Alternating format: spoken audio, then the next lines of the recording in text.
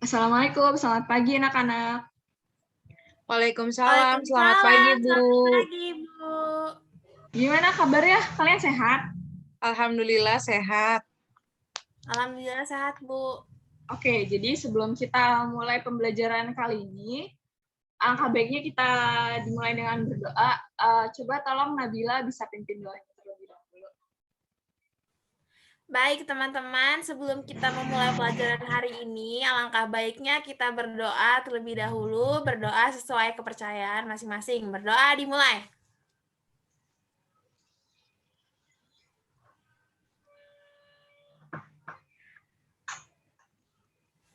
Berdoa selesai. Oke, jadi kita melanjutkan dari materi kemarin. Hari ini kita akan membahas tentang bunyi konsonan dan sebabnya itu keadaan pita suara dan jalan keluarnya jalan keluarnya udara.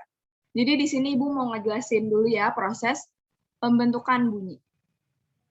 Pengertiannya itu, dalam pembentukan bunyi ada 3 faktor utama yang terlibat, yaitu sumber tenaga, alat ucap yang menimbulkan getaran, dan rongga pengubah getaran.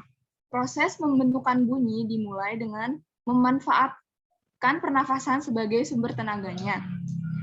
Sumber tenaga itu berupa udara yang keluar melalui paru-paru dan udara dihisap oleh paru-paru. Kemudian dihembuskan melalui rongga kecil sebagian bunyi. Sebentar, pada mulanya udara dihisap oleh paru-paru, kemudian dihembuskan sewaktu bernafas. Oke, sekiranya itu dulu. Kali ini Ibu mau bikin apa? Mau bikin kelompoknya cukup nggak ya orangnya? Ini yang hadir siapa aja? Saya sama Nabila doang, Bu. Teman-teman yang lain izin soalnya. Ya udah kalau gitu kalian bisa diskusiin dulu. Ini materi yang Ibu kasih itu ada pembentukan konsonan berdasarkan posisi pita suara dan pembentukan konsonan berdasarkan jalan keluarnya udara. Sekarang kalian bisa diskusikan dulu sama temennya. Baik, Bu. Baik Bu.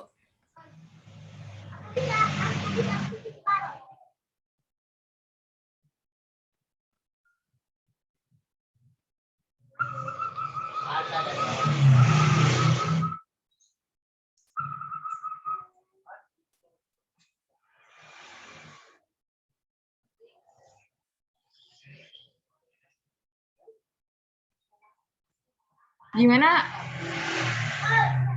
Diskusinya udah selesai belum? Awas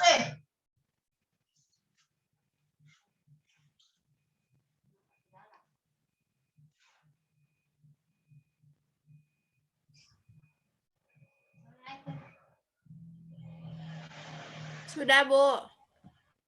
Oke, coba Alia jelasin.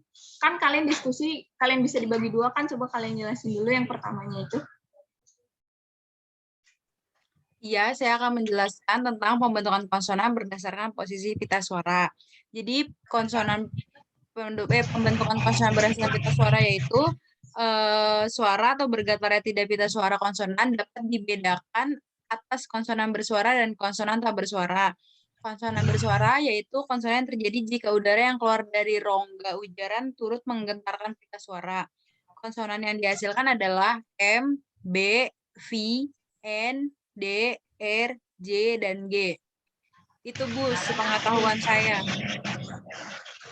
Oke, coba Nabila dijelaskan hasil selanjutnya. Baik Bu, saya akan menjelaskan tentang pembentukan konsonan berdasarkan jalan keluarnya udara. Konsonan yaitu ada konsonan nasal dan konsonan oral.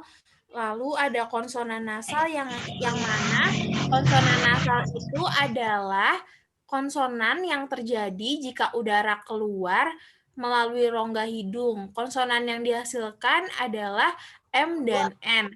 Lalu konsonan oral itu sendiri yaitu konsonan yang terdiri jika udara keluar melalui rongga mulut. Konsonan yang dihasilkan itu huruf P, T, C, K, B, D, J, G, F, X, H, R, L, W, dan Y. Seperti itu Bu kurang lebihnya. Ya, baik. Jadi Ibu jelaskan lagi ya.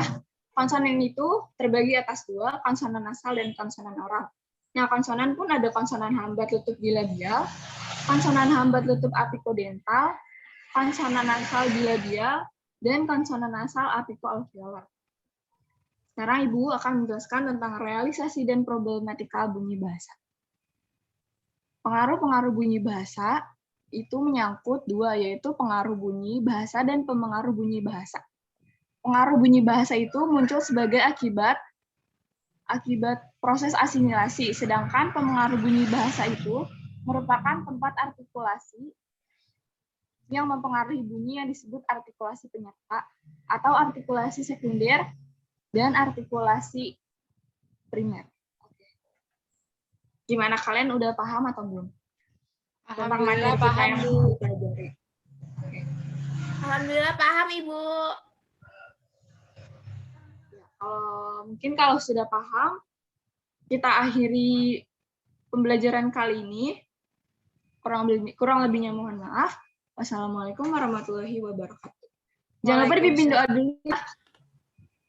Nabila, coba pimpin doa. Oh ya, Bu. Baik, untuk mengakhiri pelajaran kali ini, mari kita berdoa terlebih dahulu. Berdoa dimulai.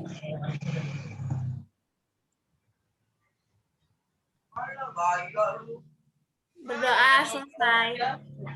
Terima kasih untuk hari ini. Terima kasih, Bu.